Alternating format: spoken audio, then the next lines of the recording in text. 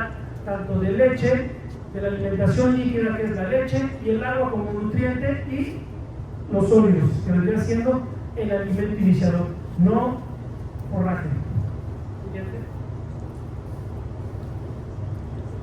Bueno, aquí tenemos las principales enzimas, las que les mencionaba, que las tenemos en el abomazo, que es la cantidad que nosotros nada más tenemos con la capacidad para decirles.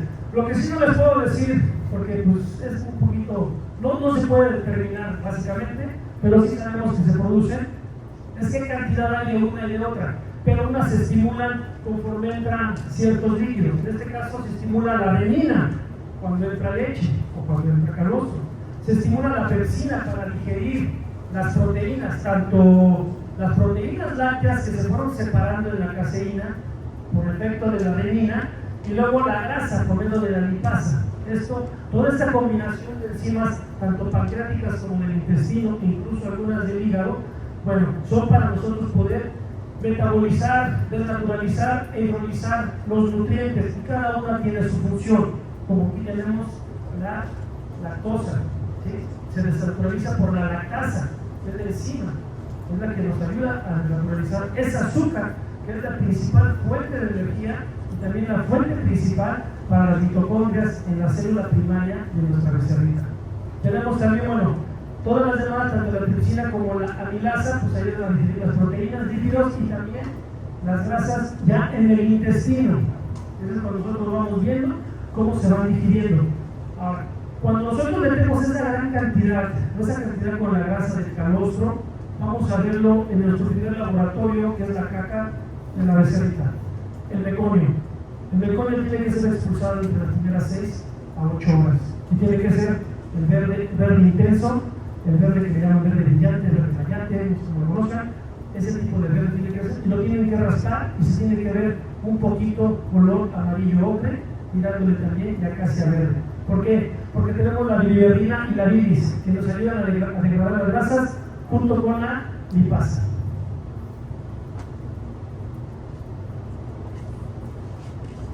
¿Por qué pongo entre 6 a 8 horas? Lo pongo por esta sencilla razón. Para que estas enzimas vuelvan a trabajar, se necesitan por lo menos entre 6 y 8 horas para que el páncreas, el hígado, el abomazo, la saliva, puedan nosotros tener ese tipo entre 6 y 8 horas. Entonces, la segunda toma que nosotros tenemos que dar, que ya vendría siendo un poco de nutrición inmunológica y nutrición dietética, 6 horas o 8 horas después de haber ofrecido la toma anterior, se tiene que ofrecer la siguiente, porque entonces ya tenemos la producción de todas estas enzimas. Se vuelven a regenerar, no se están produciendo constantemente, se producen conforme se van demandando de acuerdo al tipo de alimento que estemos dando. Lo mismo sucede con los humanos, mucha azúcar, pues, te manda insulina, mucha grasa, pues te manda de la bilis, mucho esto te manda bilirrubina. Igual sucede en el estomaguito, en su aparato digestivo de los becerritos. Entonces, aquí vamos con lo que vamos hablando de la cantidad.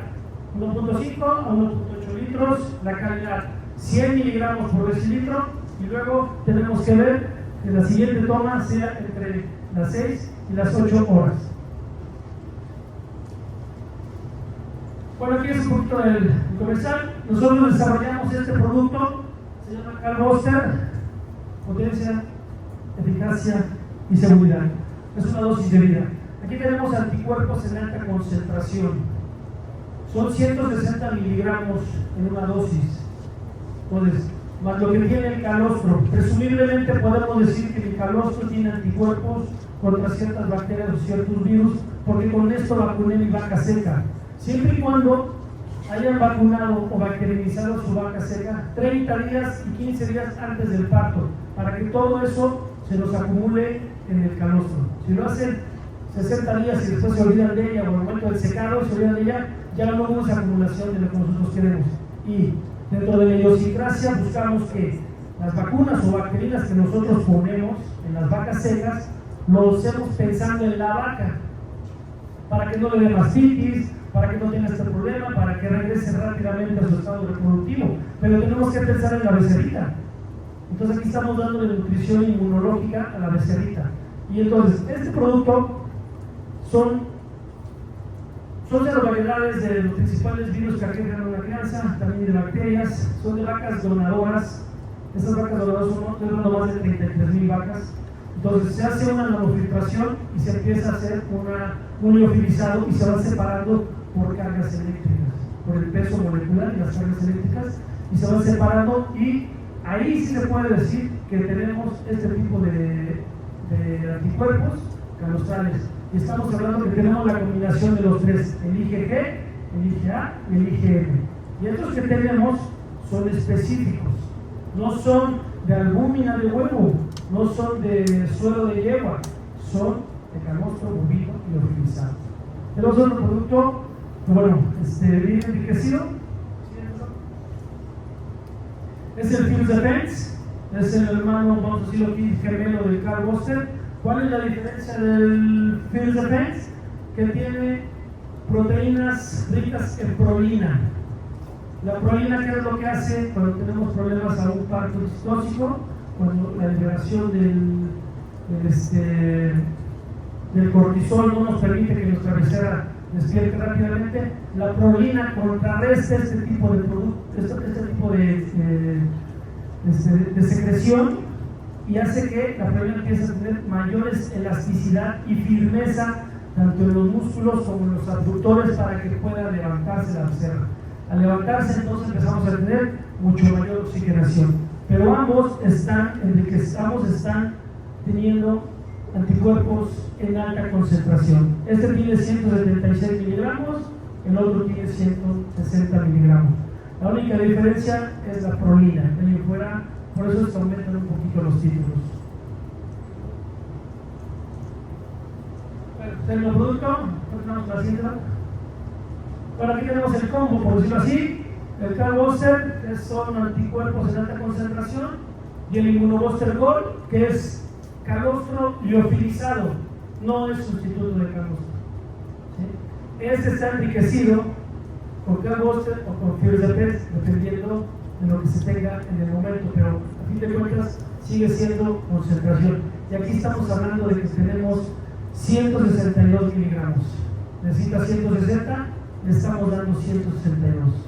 Aquí se prepara el calostro en la misma bolsa, fácil de estado, como les digo, es liofilizado, no tiene caseinatos, no tiene proteína de papa, no necesito tener 10 litros de calostro y lo deseco y le vendo 20, ¿no? Este es un calostro liofilizado, no es sustituto del calostro. Fácil de estado y se mezcla en la misma bolsa. Se abre la bolsa, se le pone el agua tan caliente como sale del boiler, 56-60 grados, medio litro, se cierra, se agita, se vacía a la mamila, se le pone el agua temperada, ponemos 1.5, 1.8 litros y ofrecemos. Y tiene trazadores. Los trazadores nos indican si fue bien calostrado. Bueno, pues brevemente les voy rápido con la presentación. Si tienen alguna pregunta, comentario, alguna receta de cocina, les agradezco todo. ¿Vale? Gracias.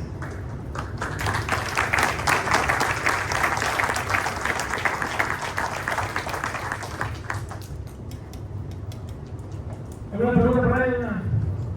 ¿Algún inconveniente? ¿Alguna observación? ¿Alguna opinión?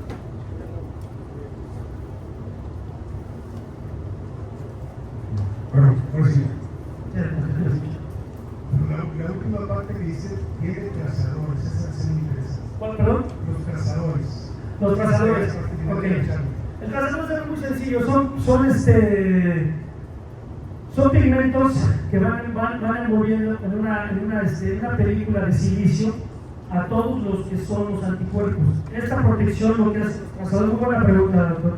Esos trazadores lo que hacen es que protegen a las inmunoglobulinas. Cuando van pasando por los tubos, son los tubos grandes de sin fin, de cristal, bombardeados con aire caliente y van deshidratando o van liofilizando, que es la forma de liofilizar, o la mejor forma de liofilizar el calostro.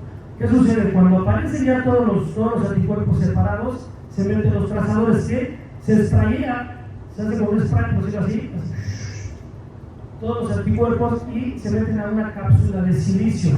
Esta cápsula de silicio viene pigmentada con un verde o azul natural. Ese trazador nosotros lo podemos ver al momento de rehidratar nuestro calostro y al momento de la defecación. Luego, posteriormente, la mejor forma de medir anticuerpos, si es que lo quieren medir, son con las unidades de turbidez de zinc, y ahí se puede ver lo que es la desviación del haz de luz en un espectrofotómetro. No sé si contesté su pregunta, doctor. ¿Sí? Así son los trazadores. ¿Alguna otra pregunta? Bueno, ¿qué sucede con esa cápsula de silicio? Para completar un poquito la información del doctor, la pregunta. Esa cápsula de silicio, bueno, pues si soporta la temperatura tan baja como la congelación y tan alta como la ebullición, ¿cómo es que se rompe esa cápsula de silicio en el torrente sanguíneo para liberar los anticuerpos en donde nosotros los queremos, que básicamente son en los órganos blancos? Los órganos blancos, estamos hablando de todo el sistema, incluyendo el tegumento o la piel y articulaciones. La sangre es ligeramente alcalina y el silicio rompe su película como si fuera un confitón o una luneta. Está protegida con una cápsula. Esa cápsula de silicio, al momento de que entra en el torrente sanguíneo, con la pura circulación, de entrar en contacto con la alcalinidad, con la ligera alcalinidad de la sangre, se rompen y van directamente a los órganos blancos. Y ahí es donde se quedan a dar la batalla, a generar el interferón, para posteriormente, cuando el sistema inmune empiece a trabajar al 100%, puedan tener mucho mayores mecanismos de defensa contra los principales enteropatógenos e incluso virales que pudieran afectar a nuestra reservita. Así es como se rompe la cápsula de silicio. Y entonces, al momento de liberarse, se quedan esos pigmentos de color azul o verde y se liberan, y esos son parte de los trazadores. Si me preguntan, a lo mejor no me la van a preguntar, pero se las completo, yo me la pregunto. Dice, bueno, ¿y qué pasa con refractometría? ¿Suben o bajan los títulos, los anticuerpos? Recordemos que la refractometría es orientativa, no es determinativa. Tú puedes tener 6, 6.2, 6.4, 5.8, puedes tener 7.2, si te finca los sea, ¿no? Pero ¿qué te está diciendo? Que todo lo que detectó son los anticuerpos que están circulando, no los que se quedaron en los órganos blancos, que son los que nos importan. Puedes tener una becerra de 7.2 y su pepica lucera se te enferma y se te muere. Puedes tener una de 4.2, 4.8 y sobrevive. Y a lo mejor en su experiencia les ha pasado, pues, ¿qué pasó, no? Si estuvo su pepica lucera, ¿no? Y te vas al refractómetro y dices, bueno, pues es que hice todo bien, no sabemos si se contaminó, si estuvo bien centrifugado, si hubo proteínas plasmáticas o hubo proteínas sanguíneas que nos dieron un falso negativo o un falso positivo. Entonces, todo eso nosotros tenemos que tomarlo en cuenta. Por eso es importante que garanticemos los 100 miligramos por decilitro en la primera toma, la nutrición inmunológica. Recordemos que nuestras vacas ahora son más lecheras que maternales, con la selección genética. Estamos buscando mucho mejor. Entonces, por eso surgen elementos, herramientas para nosotros apoyarnos y apoyar a los productores y al ganadero que tengan mejores calostros con sus becerras. Este calostro se puede congelar y se puede pasteurizar y se puede calentar porque tiene la cápsula de silicio. No se dañan las proteínas plasmáticas o anticuerpos o inmunoglobulinas, como ustedes las quieran llamar, por la cápsula de silicio. Es el trazador que mencionó el doctor, que muy buena observación. ¿Solo decía alguien que preguntar algo? ¿Quiere decir algún comentario? Sí, señora.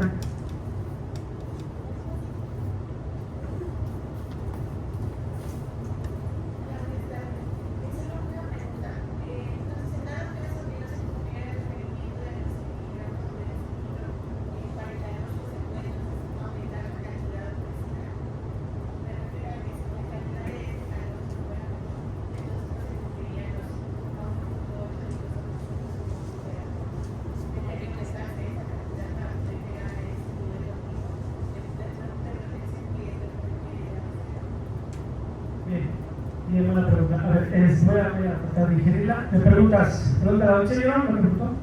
Sí, ok. Bueno, pregunta que si no se llega a los 100 miligramos, entonces aumentamos mucho mayor la cantidad de calostro. ¿Sí? Ok. Si tú aumentas mucho mayor la cantidad de calostro, lo que vas a provocar va a ser lo que te comentaba. Entonces tú tienes que buscar la manera de llegar a esos 100 miligramos lo más pronto posible, con los anticuerpos específicos que tú consideres que tienes. ¿Cómo sabes que no tienes los 100 miligramos? Si me dices que lo haces por calostrómetro, está mal, es densidad, eso no te mide que, ni calidad mide, nada más te mide densidad. Y ya vimos que la densidad es 1.059. Entonces, pues en realidad, es una herramienta buena, fue también orientativa, pero no nos mide verde, amarillo y rojo. Sabemos que rojo es malo, amarillo más o menos y verde es bueno. Pues no tenemos la cantidad. Pero podemos decir presumiblemente que tengo la densidad y pudiera decir que tengo la calidad de anticuerpos. Yo preferiría que te ayudaras con un enriquecedor, ya sea como el calostro, para tú garantizar y asegurar que le estás dando los 100 miligramos por decirlo.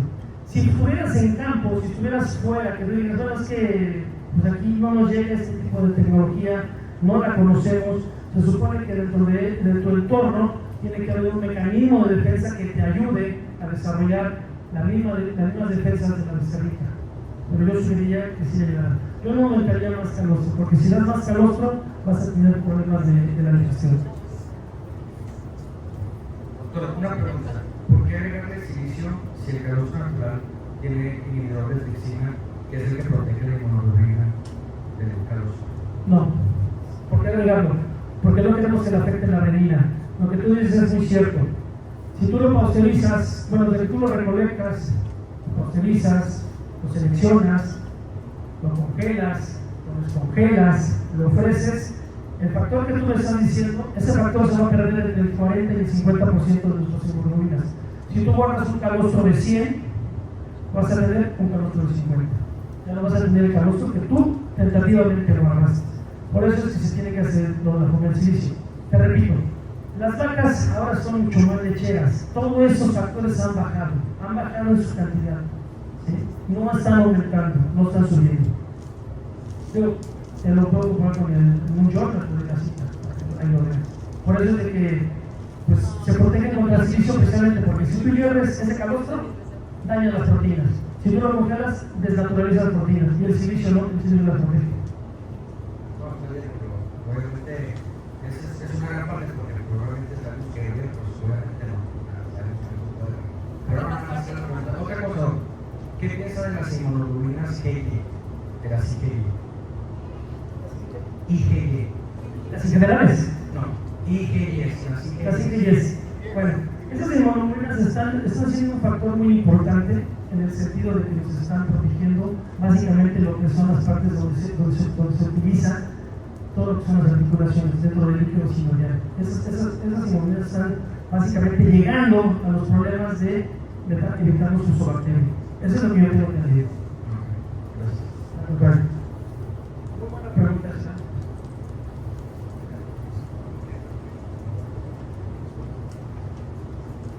Buenas tardes. Buenas tardes. Por ahí mencionaste, digo, no es de vacunas esto, pero mencionaste, o no sé si escuché mal, pero dijiste que los que bacterianizan o vacunan, no sé si dijiste que a los 30 15 días antes del parto. Sí, eso dije. Sí, y no sería factible considerar que en la génesis del calostro comienza entre 3-4 semanas antes del parto, y también si yo aplico una vacuna, no es de un día para otro la titulación que voy a obtener de esa vacunación, se tardarían días, promedio una semana, incluso 10 días, y al menos que hubieran recibido vacunaciones frecuentes, pues igual sabemos que las respuestas con respecto a la primera vacunación sería más rápida, pero aún así, pues estaremos desfasados, ¿no? Estaremos desfasados en el sentido de que esos anticuerpos circulantes se van a pasar a formar parte del calostro por nuestra edad. Es un comentario nada más. Bueno, digo yo de 30 a 15 días. En ese momento el sistema inmunitario de la vaca es cuando más alto está, pero también es cuando más sensible se encuentra. Entonces, acuérdate que mientras más interferón tengamos, mientras más desafíos estamos con tu vaca, vas a aumentar más los ciclos. Entonces, si esos títulos de anticuerpos no necesitan más que mantenerse estables para poder tener el mecanismo con la memoria de defensa, para poder tener la defensa de la vaca, pues todos los demás se van a ir a acumular al calostro, pero van muy rápido, no es de que estés desfasado, sí van a estar ahí. Yo me refiero al tiempo. Si yo pongo una vacuna a los 15 días antes de que pare ese animal, me va a tardar mínimo una semana en tener una articulación elevada, pues entonces esa articulación que después va a pasar a corrientes sanguíneas, a hacer un anticuerpo circulante, ya no va a pasar el calor. El calor se forma con más anticipación. Sí, claro, el calor se está formando desde el séptimo día, ya tiene ese proceso de la gestación. O sea, cuando desde el séptimo mes, se empieza a formar el calor. Entonces, ese calor ya nosotros estamos en el periodo seco. Pero tú dices tú con tu fecha probable de parto es cuando tienes que calcular cuándo vas a bacterializar o cuándo vas a meter un viral, para que más o menos tú consideres que lo vas a tener. Pero bueno, pues ese es lo ideal, meterlo 30 y 15 días antes del parto, para que tú tengas esos anticuerpos en el calostro y tentativamente o presumiblemente estén ahí en el momento que se necesiten. Pero si tú dices, bueno, pues yo la vacuno, pero me parió 2 semanas después, obviamente ahí tienes la razón. Por eso es que son importantes las fechas probables de parto, para que tú ya tengas tu control reproductivo. No sé si es por la respuesta a la pregunta. Es que no entendí bien la pregunta. A ver, ¿cómo repite la pregunta? Dijeron lo que dices porque se supone que debemos de hacer esas aplicaciones para tener una inmunidad calostral con mucha más anticipación. O sea, entre más cercano sea al parto, pues no hay garantía de que esa información inmunológica pase al nacer. Entonces, yo diría mucho más aparte, de hecho, unos 7 días o 10 días antes del parto, del secado, para no estar en una etapa de transición y ese tipo de cosas. Pero bueno, eso la verdad es un comentario. Vamos a ver el comentario, o sea, yo estoy hablando de un por medio, o sea, lo ideal es hacerlo entre los 30 y los 15 días antes del parto. Tú lo puedes hacer 10 días o lo puedes hacer 20 días antes. Todo de acuerdo a lo que te esté marcando la crianza que está haciendo, qué enfermedades tienes, porque también la crianza te va a marcar cuál es tu desecho. Entonces, si tú ya estás viendo que tu crianza estás pasando este tipo de problemas, pues quiere decir que entonces, ¿qué tendrías que hacer? Empezar a modificar tu cuadro de vacunación en el periodo seco. Pero tienes razón, o sea, yo estoy hablando de promedio, o sea, 30 y 15 días para mí sería lo ideal. O sea, no lo haría yo 2 días antes del parto, o 3 o 10, ¿no? Yo lo haría así, 30 y 15 días de la fecha probable de parto. Si se me pasa un día más, si se me pasan 2 días más o 3 días más, porque normalmente le damos más menos 5 o más menos 10, entonces ahí es donde tú tienes que empezar a jugar con tu estadística y con tus números.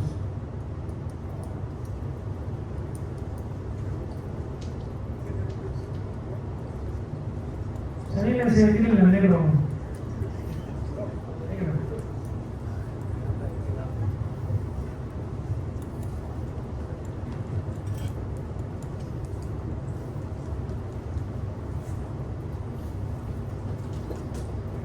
Pero en relación a la prueba de sulfato de zinc, ¿cómo es la prueba? ¿La de turbidez? Sí. Ok. Bueno, se toma una muestra obviamente ya sea capilar, auricular, o se puede tomar una muestra de sangre. Esta muestra también tiene la forma de centrifugarse. Hay unos reactivos, esos reactivos se hace la precipitación, precipita las proteínas y toda la gran cantidad que precipita, solamente precipita inmunoglobulinas, no precipita otro tipo de inmunas. O sea, no precipita otro tipo de proteínas. No se llama de turbidez, forma algo turbio. Y eso turbio, al momento de que pasa en un espectrofotómetro un haz de luz, hace una desviación. Y esa desviación va a marcar qué cantidad. Y la mejor cantidad es de 25 en el espectrofotómetro. Arriba de 25 te protege contra salmonella, 27 salmonella E. coli, 29 te protege E. coli, salmonella y algunas virales, y luego se va yendo hasta llegar hasta 30. Esa es la desviación del haz de luz. Exactamente no sé cómo se llama el reactivo que precipita la inmunoglobulina. Al momento de que entra en el tubo de ensayo, cae la gotita de plasma, se empieza a precipitar y cuando ya queda básicamente asentado, las proteínas no plasmáticas, no inmunoglobulinas, no anticuerpos, quedan arriba de la superficie, que queda algo turbio. como si estuviera sucio o blanquecino.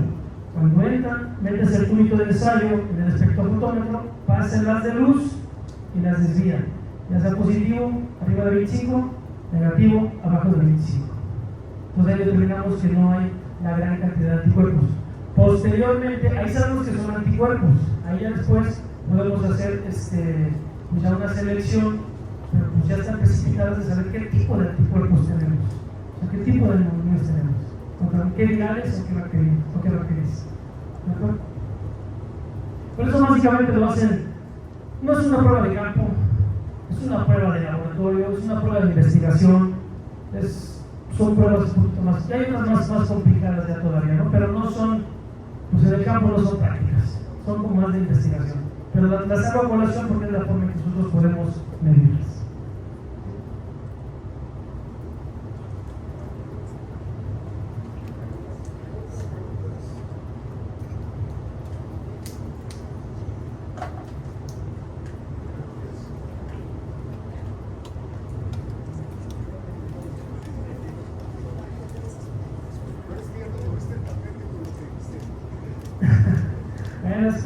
Es una opinión, son sugerencias, que ustedes en el campo hagan lo que mejor les funcione. Yo vengo a darles mi experiencia, a comentárselas, lo que alcanzo a conocer, y obviamente pues ahorita recorrer el médico recorrer más, que su médico también. Entonces son buenas preguntas, recordando cómo es todo lo demás, mostramos a las personas cómo es el tipo de pruebas, lo que se hace. Pero bueno, pues si ustedes consideran que yo le doy 4, le doy 6, le doy 8 litros de aniversario, está todo dado, bueno, si eso les está funcionando, pues, o sea, ustedes continúen haciendo, nada más les estoy dando herramientas o alternativas de que hay cosas que se pueden hacer mejor. Y lo podemos ver en el campo una becerrita toma 250, 300 ml y va y se echa, y empiezan sus enzimas digestivas a trabajar, y regresa otra vez a las 2 horas, como las mamás, las que son mamás aquí se dan cuenta que a las 2 o 4 horas el chamaco se despertaba y pues más lechita, ¿no? ¿Por qué? Porque las enzimas digestivas le están diciendo, necesito más comida, necesito algo más, porque están ahí. Entonces lo mismo, eso si fuera en el campo. Y eso llega a que nosotros podamos tener exactamente el 10% del peso corporal, pero en 24 horas, no en una sola exhibición. Lo hacemos porque buscamos que sea práctico, porque queremos ahorrar el trabajo, o porque de esa manera consideramos que sí lo va a hacer el velador, sí lo va a hacer el becerrero, sí lo va a hacer el encargado. A veces ni eso hacen. Entonces, por eso es importante que demos la cantidad mínima, bebible, pero calidad, que le demos la nutrición inmunológica.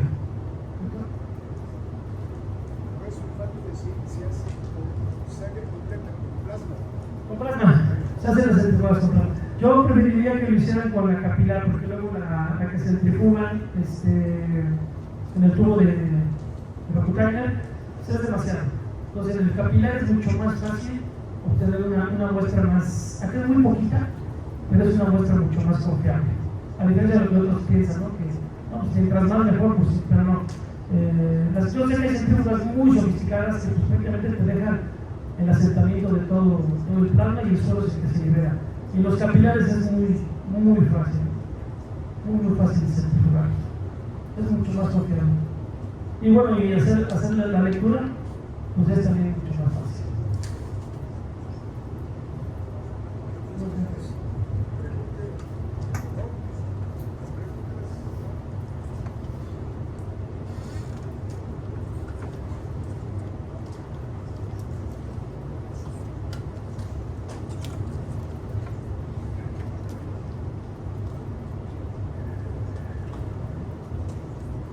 Sí, bueno, esa es la parte que nosotros hemos investigado.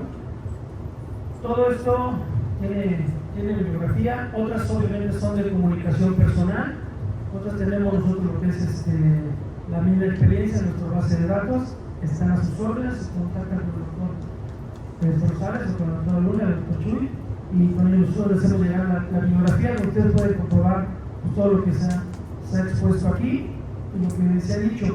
Otra de nosotros, dentro de CARTI, dentro del staff, Nos hemos apoyado con profesores, pues, la verdad, muy especializados en esto, tanto de la UNAM como de la UAM, como incluso hasta del POLI, profesores de Brasil, algunos de España, que nos han ayudado, Canadá también, que nos han ayudado a hacer todo este tipo de desarrollo de productos. Entonces, de esta manera, puedo decir que estoy hablando en base y con la experiencia que he tenido durante más de 25 años, dedicado básicamente en la crianza de becerras. Pero yo empiezo, cuando me ha llegado a mí a permitir trabajar para alguna empresa, le digo, sí, pero sabes que yo quiero empezar desde las vacas secas, pero es que acá está la crianza, no estoy con tantas vacas secas, ¿qué estás haciendo? Y ahí también tiene que intervenir mucho el becerrero, de tener comunicación con el de pues el vaquero, el caporal, el que esté en los corrales de vacas secas, para que se pongan de acuerdo y decir, oye, ¿con qué vas a vacunar? Fíjate que estoy teniendo estos problemas. Ya consulté al médico y me dice, que tienes diarrea, entonces tienes esto, tienes lo otro. Bueno, entonces hay que empezar a trabajar con la vaca seca, con su alimentación, con el agua, con el confort, con sus bacterinas, con sus vacunas, sus complementos nutricionales, que estén tranquilas. Pues es el área de partos, ¿no? Para una parir. Y el área pediátrica, bueno, pues es el lado de las becerritas, ¿no? Y tenemos, bueno, yo acuñé una frase que digo, bueno, pues el corazón de un establo es la sala de ordeña, y el alma de un establo es la crianza. Entonces, ahí es la zona pediátrica, es la zona de limpieza.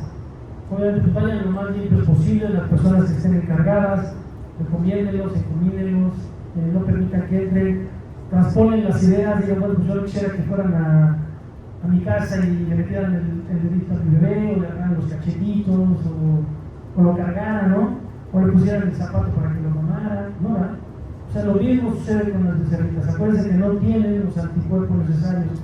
Su sistema de desarrollo inmunológico está en proceso de trabajar al 100. No es que no esté completo, está en proceso de trabajar al 100, porque necesita obviamente todas las células asesinas, todo el interferón para poder llegar a tener el sistema inmune, que eso nos va a dar hasta entre 3 y los 4 meses de edad. Vamos a tener ya un desarrollo completo. Entonces, cuando empiezan ustedes con sus cargas biológicos, y entonces los biológicos tienen que ponerlos de acuerdo a su establo, de acuerdo a lo que se está dictando, lo que ustedes están viendo. Si aquí hay gente del laboratorio, no lo tomen, no sientan agraviados, pero no son recetas de cocina. No, si mira, eso es lo que nosotros recomendamos en este laboratorio. Es un esquema de vacunación. Al día 0, al día 7, al día 15, al día 20, al 21, al 32, y repites aquí, luego a los 5, a los 6, y así te vas cada año. Ustedes tienen que ver qué es lo que está pasando en su crianza, qué es lo que en verdad necesitan, qué calidad de calostro necesitan. A veces no todos necesitamos el mismo calostro. ¿Sabes qué? Con este lado es suficiente para que mis becerras tengan la sobrevivencia y la supervivencia que yo necesito. Ahora, las becerras deben de desarrollarse. Lo que nosotros desarrollamos en la zona de lactancia es talla, no peso. Mientras más altas, mejor. Aprovechando la genética que ya traen. La genética que yo ya no conozco establos, incluso hasta los de traspatio, que tengan mala genética. Ya todo el mundo le está apostando a la genética para tener muy buenas becerras o muy buenos reemplazos, incluso muy buenos toritos. Necesitamos desarrollar rumen. Eso es lo que necesitamos desarrollar, el rumen, y eso nos va a dar la talla. Aquí quiero yo unas becerras destetadas que parecen pandas muy bonitas, y cuando yo las saco a los desarrollos, viene el bajonazo, se le ponen con vientre expandido, se les empiezan a poner amarillentos las partes de los pelos, se les hace la comisura de los ojos amarillento o descarapelado, solo los ojos como el ojo de perdiz, porque ya ahí vemos que tiene una deficiencia de minerales que no están siendo absorbidos. Entonces ahí ya tenemos, o se ven cobrizas incluso, ¿no? Se ven cobrizas los becerritos dentro del destete, porque ya no están absorbiendo nutrientes, pero la destete es muy bonita, ¿no? O sea, estaba preciosa mi becerra, ¿no? Pesó 110 kilos, 220, ¿no? 70 días, ¿no? Pues sí, ¿cuánto midió de talla, no?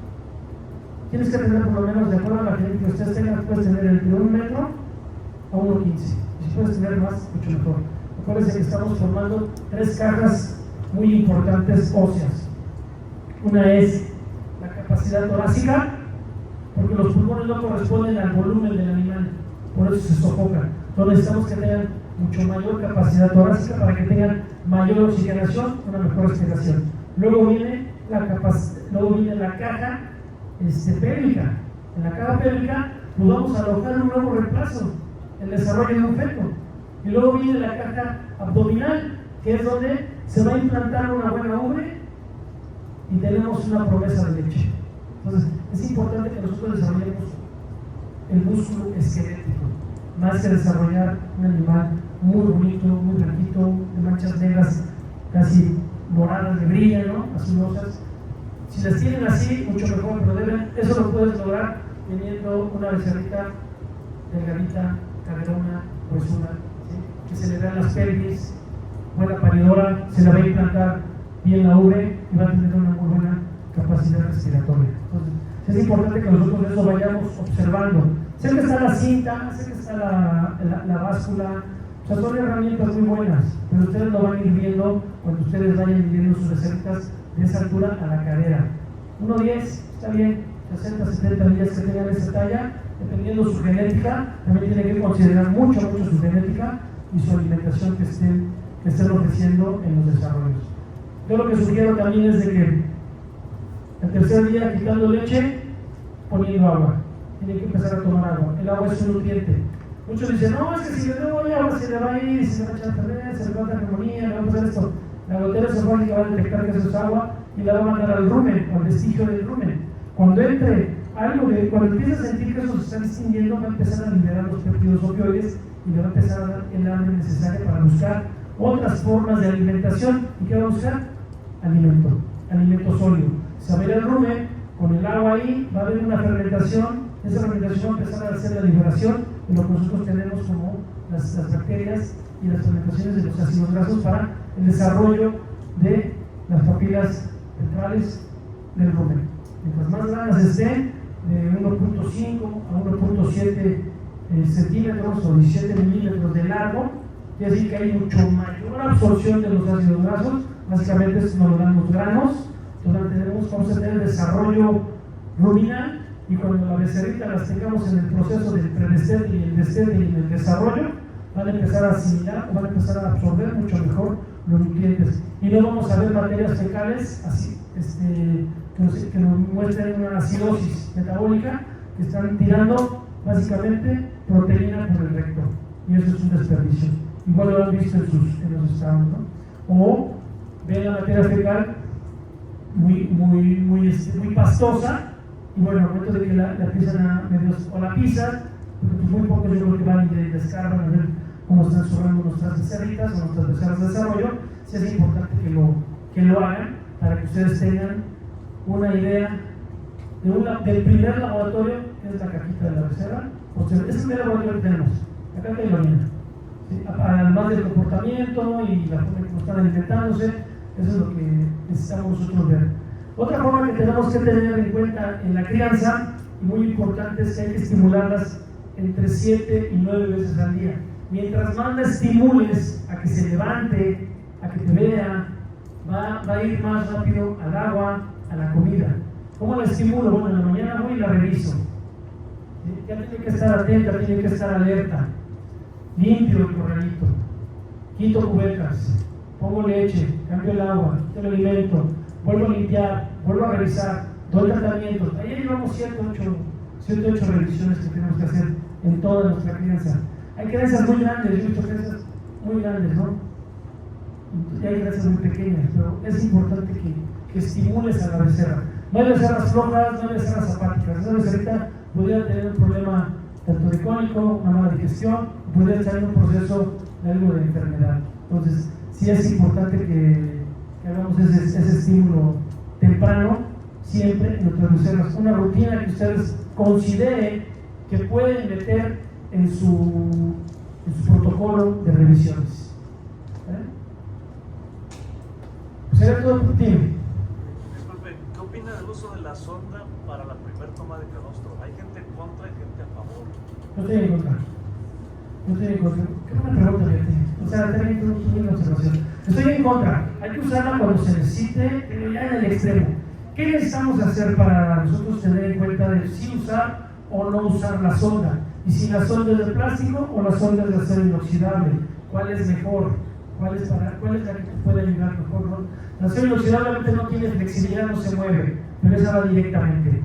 La de plástico, y experimentalmente, pues no le fallas, ¿no? Vas a entrar a la bombazo y le vas a descargar. Para mí no es muy recomendable, razones mecánicas, dañas más que mecánico. Obviamente entra el calostro donde nosotros lo necesitamos, pero no estamos estimulando la succión. ¿Cómo la podemos estimular? Para primero ir quemando este tipo de cartuchos antes de llegar a la sonda. Bueno, intentamos darle calostro, obviamente hay que tener paciencia, mucha paciencia y la limpieza. Bueno, ya batallé, llevo 1 hora y no quiere, llevo 1 hora y media y no quiere. Bueno, no te esperes a la 1 hora y media. Si no quiso a los 10-15 minutos, 5 ml de vitamina A, D, E, vía oral, directamente del hociquito. Vamos a estimular la salivación, vamos a hacer que empiece a salivar, y incluso se le va a poner hasta amarillito la saliva. Cuando ella empiece a tragarlo, va a empezar el efecto de la succión, lo vamos a estimular. Entonces en ese momento nosotros aprovechamos para ver lo del calostro. No funcionó, bueno, posiblemente tenga una acidosis del parto. Hay que contrarrestar la acidez sanguínea. ¿Cómo la contrarrestamos? Con bicarbonato endovenoso.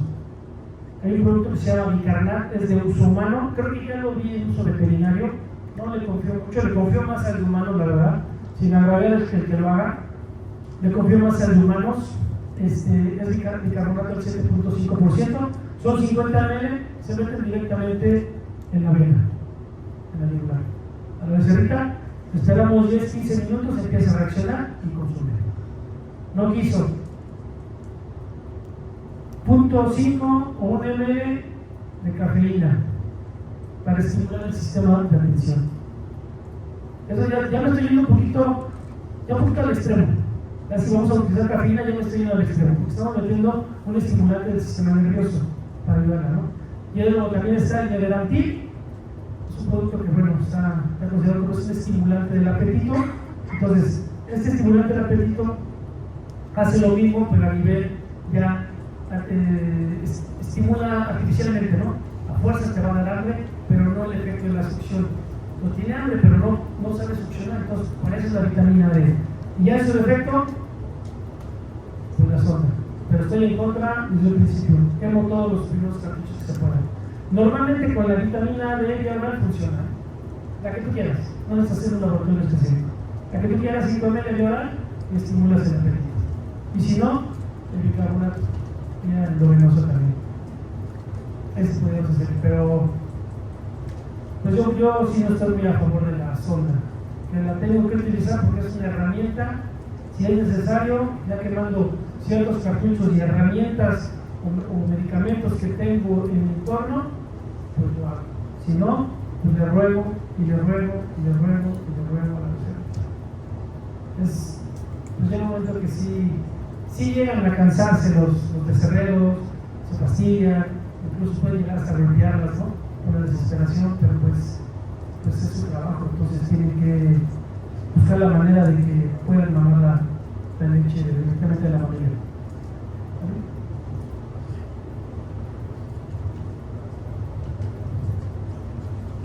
Yo creo que terminamos, doctor. Aprovechamos para agradecer a la asociación por la invitación aquí al auditorio. Si no tienen más preguntas, muchas gracias por su tiempo y los invitamos aquí afuera. Vamos a tener un convivio por si gustan hacer más preguntas ahí más personalmente con el doctor. A los que gusten, la plática se grabó. Los que gusten tenerla, pues ya nada más casi la gran mayoría por ahí tienen mis datos, ahí se los puedo yo compartir con todo gusto, ¿no? Y pues muchísimas gracias, los esperamos aquí para cualquier pregunta. Muchas gracias a todos por la disposición.